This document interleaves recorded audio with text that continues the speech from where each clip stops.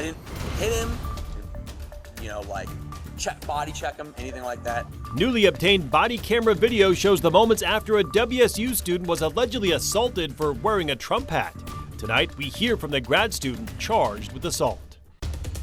Scattered showers wind down this evening, then it's all about sunshine as temperatures climb, and we're talking that Bloomsday weekend forecast. We're going to be leaving a generation of kids behind, and it is very hard to catch kids up once they start behind. Washington's Head Start program fighting to keep the doors open for thousands of young kids. We are digging into a new lawsuit that aims to stop the cuts.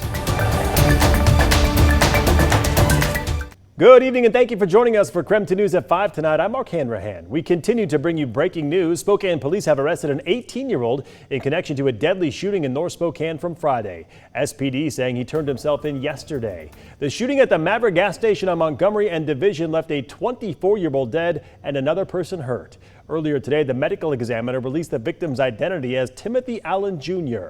Police booked the suspect, Quentin Hutchison, into the Spokane County Jail on murder and assault charges. He is being held on $1 million bond. Police say they are still investigating the shooting, so anyone with information is asked to call that number right there at the bottom of your screen. Following for you as local Head Start programs face an uncertain future. Now the state's Head Start Association is suing the federal government. KREM 2's Shannon Mowdy digs deeper into the new legal action.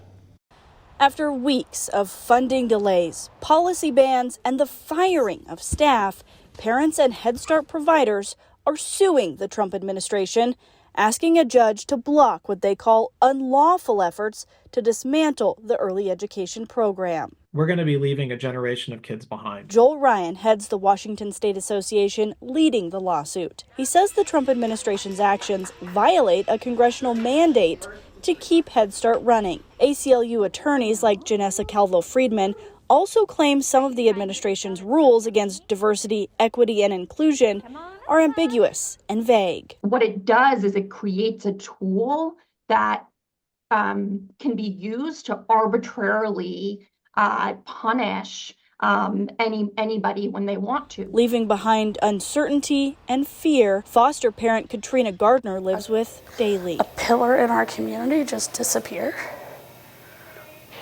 We'd all be lost. She's had 3 foster kids in Spokane's Northeast Head Start, including her son, Thomas. He had a lot of behavioral needs. He was very developmentally delayed, socially, emotionally delayed, and they accepted him with open arms, and my child made friends for the first time. A life changer And for a tragically short life. Thomas, unfortunately, he started in September and passed the following July, unexpectedly. And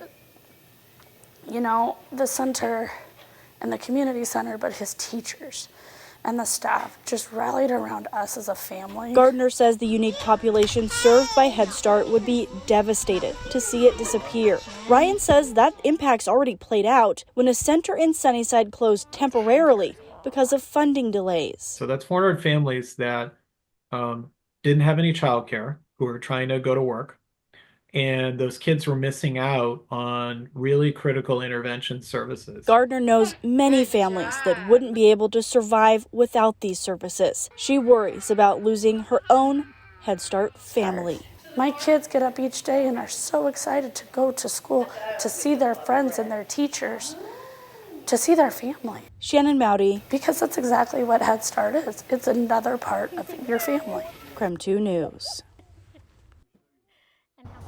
All right, let's switch gears and talk weather right now with Chief Meteorologist Jeremy Nagu. He's joining us from the Outdoor Weather Center. Jeremy, at 4 o'clock, it was a bit windy out there. How is it now? Really windy. My tie was just flapping in the wind, so I decided to leave my suit coat open. Unfortunately, the wind died down just in time to take away the drama. Happens. Raining pretty good in Silverwood. You're along 95. You're going to get some rain here in Spokane. We have sun, plenty of it out here on the back patio, and it is a beautiful afternoon. But as soon as you leave Spokane, you've got rain, especially if you're going north. Check it out. Tons of activity over in North Idaho. That band of storms stretching from basically Newport all the way down now into the Silver Valley, still putting down some pretty decent thunder and lightning. Most of that moving up into those mountains just to the east of 95. Newport, you saw a rumble of thunder, or heard a rumble of thunder, saw a bolt of lightning not long ago. That is going to slowly, emphasis on slowly with some of these storms, work their way out. They're just going to linger here until about the time the sun sets. And if I look out to the east, I can see some of those billowing cumulonimbus off in the distance. Kind of incredible. By tomorrow, though, we're back to sunshine and warm. 67 degrees tomorrow. Thursday, even warmer with a high of 75. The first 80-degree high is possible on Friday, and that comes with nothing but sunshine. Mark? All right, sounds good, Jeremy. Thank you very much. New at 5 today, a suspect faced a judge for the first time today for multiple charges of hit and run and assault. 40-year-old Roy Neal allegedly failed to stop at a stop sign and then crashed into another car. Spokane prosecutors say the suspect then intentionally hit the other car once more, flipping it over. A family member said 2 minors inside were injured and their dad was knocked unconscious. Neal is now charged with 3 counts of hit and run and 3 counts of assault. A judge set his bond at $250,000. His arraignment is set for May 13th.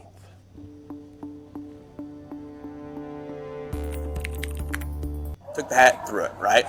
I was like, that's going to be the end of it. He's going to pick up his hat. He's been gone, right?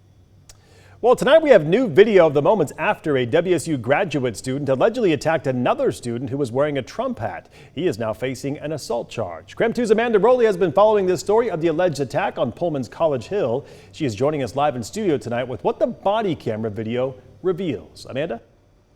We just got this Pullman police body camera video from our public records request. This is the first time we hear the grad student's side of what happened that night. You're Patrick. I'm Patrick. This is the WSU grad student who allegedly attacked another student wearing a Trump hat. Pullman police body camera video shows officers piecing together what happened that night. You bleeding?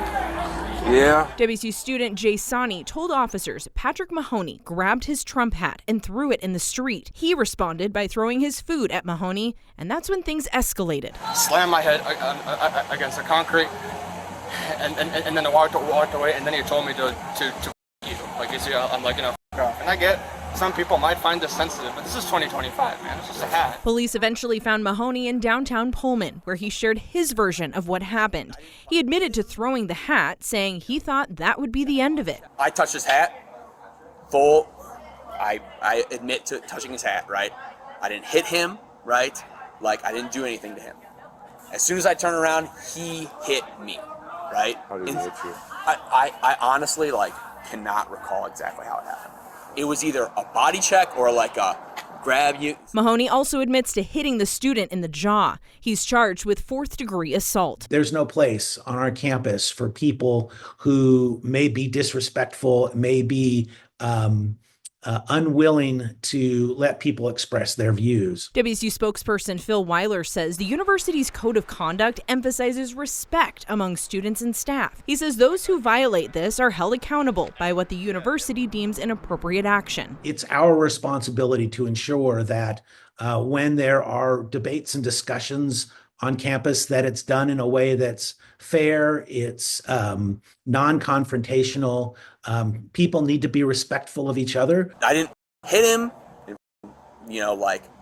body check him. The university could not give details on a code of conduct review for this incident, but WSU confirms Mahoney is relieved of his teaching duties indefinitely, but remains a WSU grad student.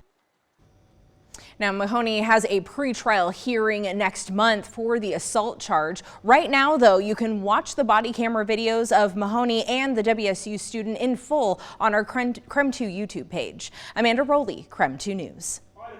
Very much. And we are just getting started at 5 p.m. tonight. A Spokane tradition returning this Sunday for the 49th year. Next, how 2 middle school students are looking to turn Bloomsday into an A+ assignment.